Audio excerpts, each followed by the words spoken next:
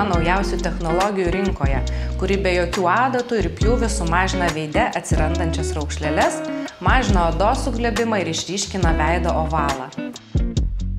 Injekcinės procedūros lyginant su M-Face veikia kiek skirtingai ir esant poreikių tarpusavy gali būti kombinuojamos.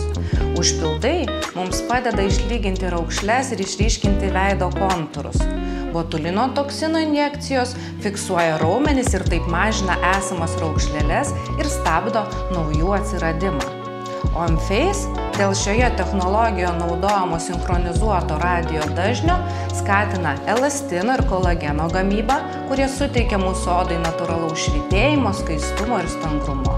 Tuo pat metu veidas yra veikiamas ir HiFem technologijos, kuri elektromagnetiniais impulsais priverčia mūsų veido raumenis sportuoti.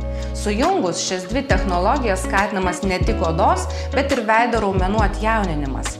Tyrimo metu buvo nustatyta, kad po M-Face procedūrų veido oda tampa standesnė, pakyla skruostai, antakių lankas ir išryškėja žandikaulio linija.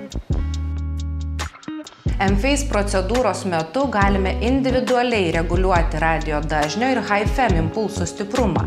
Kiekvienas iš mūsų labai skirtingai priimame šios pojūčius, tačiau daugelis pacientų tai vertina lyg stiprų veido masažą, tai labai įdomus ir neįprastas pojūtis, lyg kažkas verstų šios raumenis susitraukinėti.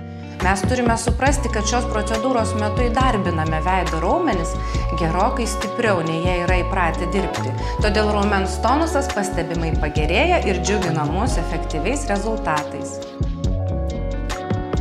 Esame labai individualūs, tačiau tyrimai rodo, jog efektyviems rezultatams pasiekti reikėtų atlikti mažiausiai 4 procedūras kas 5-10 dienų. Taip pat, atsižvelgiant į kiekvieno individualius poreikius, sudarome ir skirtingus kombinuotus procedūrų planus.